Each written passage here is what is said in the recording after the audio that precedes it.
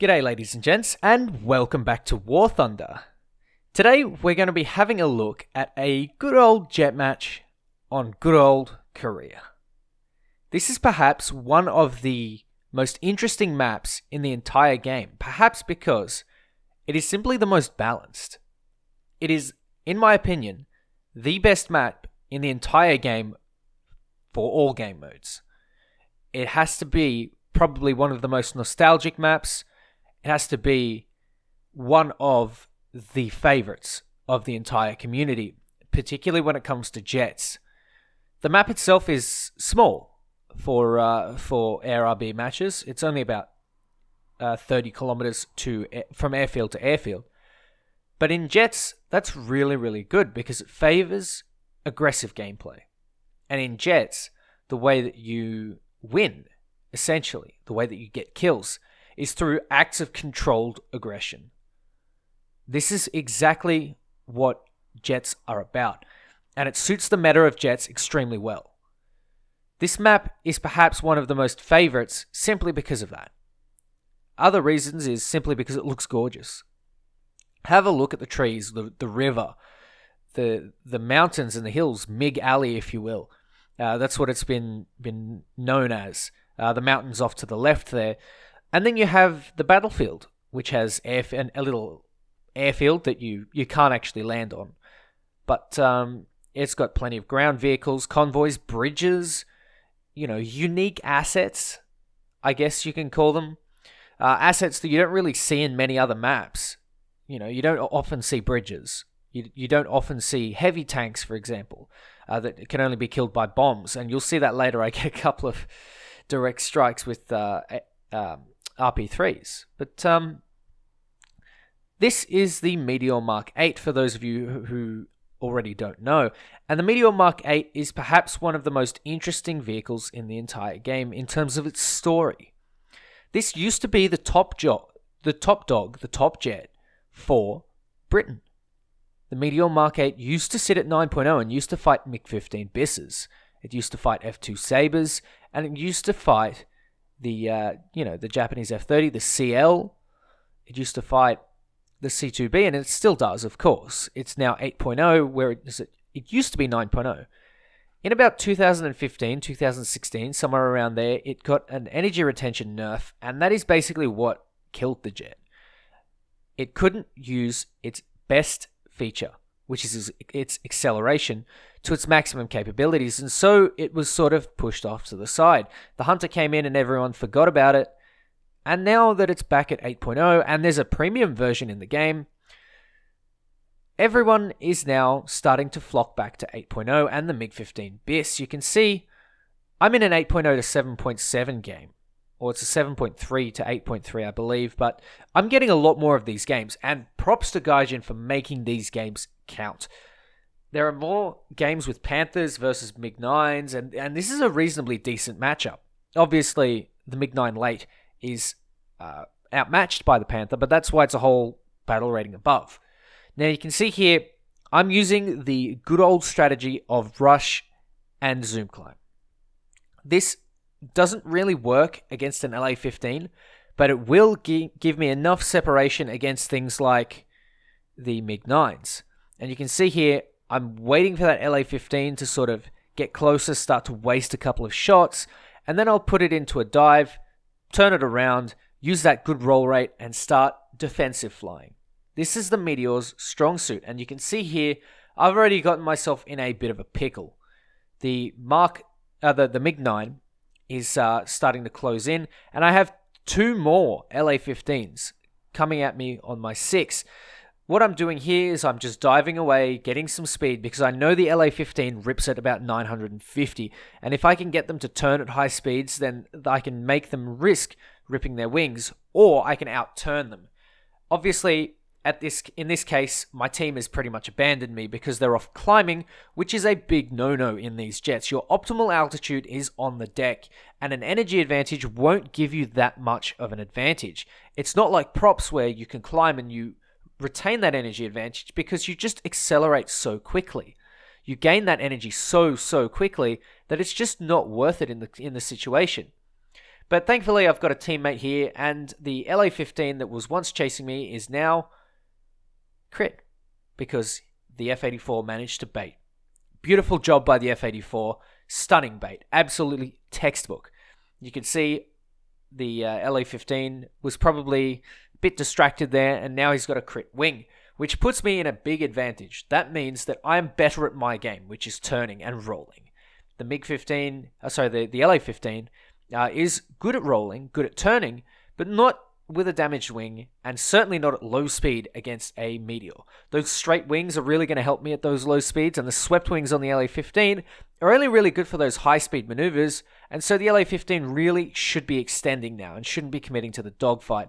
But lo and behold, here he is, and he's in fact deciding to turn with me, which is a big, big no-no, especially in a jet like that. You're better off putting yourself at a speed advantage or at an energy advantage, because this plane absolutely hauls when it comes to energy.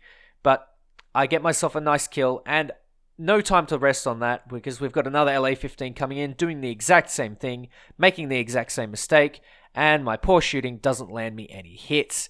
But that doesn't matter, because, I mean, the Hispanos, they're not a great set of cannons, but I've had a go. I've decided to sort of learn how to perfect the Hispano cannon, and it seems to be a really good shotgun, much like the A&M2, and I believe the A&M2 and A&M3s were sort of loosely based off Hispanos anyway, so that kind of makes sense. Now, this LA-15, I believe he's put his air brakes out. Again, massive, massive no-no. Do not air brake in jets, because you're better off putting that energy to some other use. You're better off climbing instead. You're better off doing a lag roll. That's just going to get you killed. Unless you're absolutely desperate to get a 1v1, there's no way that you should employ those air brakes. It's just going to end up bleeding way too much energy, and you'll end up not having a good time. It's essentially the equivalent of throttling down in props. I would always recommend to keep your throttle at 100 in jets, simply because the spool up time is extremely long in jets, whereas with a prop, you just sort of accelerate to 100 and you're almost there instantly. Whereas with a jet, it takes a long time to spool up. And one of the things that happens in War Thunder is energy is the king. So if you can't keep your energy, and you can't keep your energy advantage, then you're going to lose out a dogfight in the end. And that's one of the things you've got to keep in mind when dogfighting, even things that can turn better than you. Here we have a MiG-9 and another MiG-9, and the F-84 is coming in hot on the second MiG-9. The second MiG-9 decides to pitch up for me, and I was very lucky. I should have died there, honestly. That's a very risky head-on. Close range MiG-9, that 37, those 223s, is an absolute death sentence, but that's okay, because we're in a vertical turn fight with the MiG-9. And one thing that the MiG-9 definitely can't do is keep up with a Meteor Mark 8. Even though it's had its energy retention nerfed over the past 2 years, the Meteor Mark 3 still has fantastic energy retention. And one of the other good things that you can really, really do is dogfight. And that's exactly what I'm doing here. The MiG-9 decides to commit to the F-84 instead of me, and so I've done a lag roll, decided to turn around using a little bit of flaps. The MiG-9 is more fixated on that F-84, and so this is my chance to strike. I get a nice pilot snipe. Easy, easy kill. Working as a team, working together, one distracts, the other kills, and this is exactly how it should pay off in real life, in combat, in War Thunder as well. Again, the other MiG-9 has bled all of his energy against the F-84, and I swoop in for a nice, easy kill. The Meteor Mark 8 is a fantastic dogfighter. You've got to put yourself in a strange situation and have some teammates to back you up. Because when you do get into a situation, it's very easy to snowball. It's very easy to get a big fur ball. And then what happens there is you end up in a 1vx situation, which is very, very detrimental for your plane's health. Obviously, the more people that you're fighting against, the more guns there are to shoot at you, and the more people that you have to keep in mind when you're maneuvering. So if you can narrow it down to a 2v1 or a 2v2, where you're doing the dogfighting and say the F-84 is doing the boom and zooming, then you have a really, really good situation, especially when players like those LA-15s and that MiG-9 late commit to you in a turn fight. For example, the MiG-9 in a vertical turn fight and the LA-15 in a horizontal turn fight. Now, that's a really, really interesting thing that I bring up, horizontal and vertical turn fighting, because The horizontal is basically, you basically put yourself in a horizontal turn fight when you have worse energy retention. So for example, the LA-15 was able to catch me in a climb despite turning around. He's got extremely good acceleration, extremely good energy retention. And one of the things that I should never do against an LA-15 is go into a vertical turn fight at high speed, because this is exactly where the LA-15 shines. Whereas if I brought it at lower speed or was able to close the energy gap like I did against the LA-15 that, for example, air brakes, I could take that into a vertical turn fight because I then have the energy advantage.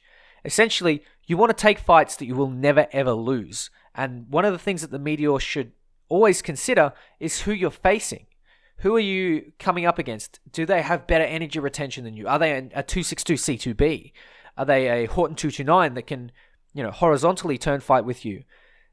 Then you've got to be really mindful of that, because one day you might get yourself into the wrong fight and you'll end up getting shot down. It's very, very easy to, get carried away in the Meteor and go for those epic reversals. It's a very, very easy thing to do. And one of the things that the Meteor Mark 8 pilots need to be mindful of is using their energy correctly. Ideally, you want to be coming in on someone's 6. You don't want to be starting in a defensive flying situation. Maybe it will get to that, but that's not what you want to start off with. What you want to do is you want to take the aggressive stance. You want to strike first. You don't really want to, end up having to defensive fly all game, because then you end up getting no kills. You only get kills if you're behind someone or if someone is in front of your guns. You don't get kills the other way around, even though it's kind of exciting. You get to dogfight. Perhaps you're wasting energy for the LA-15s and the MiG-9s and the C2Bs and whatever. But at the end of the day, what you want to do is you want to win. And by winning, you have to get kills. And so one of the things that you need to do is work with your team as well. Anyway, back to the gameplay. So what I've decided to do is, there's a little trick for those of you who don't know. If your plane is fully repaired on the airfield and fully rearmed, you can J out or leave the aircraft, and then you can rearm with ordnance. And that's something that I really like to do if you get a situation like this, where you have an IL-28 climbing to space. No respect for them. I honestly have no respect for space climbing bombers. If you don't want to pay the repair cost, spiral dive around your airfield, go land, go J out, go into the next match. Don't waste everyone else's time like this. This IL-28, I'm trying to pitch up, but you can see he's at like 4,000 meters or something like that. And the Meteor just doesn't have that energy retention. It just can't sort of pull up to that. But as you can see, I've put some bombs and rockets on, or rockets in this case. And if you were a premium Mark 8, for example, the Reaper, you could put the bombs and the rockets on, and then you could go ground strike. You could go and bomb the airfield. You can go and farm some ground targets, which, especially in a premium plane, is really good for your Silver Lion gain. It's really good when you are able to, get some stuff off and get some ordnance off, get some ground kills, rake in some SL, rake in some RP for that grind all the way up to the Javelin. And as you can see here, I am doing exactly that. Skipping forward a few minutes, you can see the RP3s doing their work. Yes, that's right, I'm terrible with them. So finally that IL-28 dies and the game is over. The Tu-4 gets strafed on the airfield, which is a little bit scummy, but judging by the way that Tu-4s have acted in the past, I can understand why people would do that. But ladies and gents, the Meteor Mark 8, it's a decent plane, especially when you're down tiered. I really, really enjoy flying this plane, and it's great. It's just great. If you're looking for the premium version and you've ground out jets before and you've played jets before, this is a really good pickup. But again, if you just want to play the Meteor, have some fun, the Mark 8 and the Mark 3 are really, really good picks. Anyway, ladies and gents, that's it for today. I'm still spading this thing, by the way. So, it takes time, takes patience, but it's worth it. It's really, really worth it. Anyway, ladies and gents, take care, and I'll catch you next time.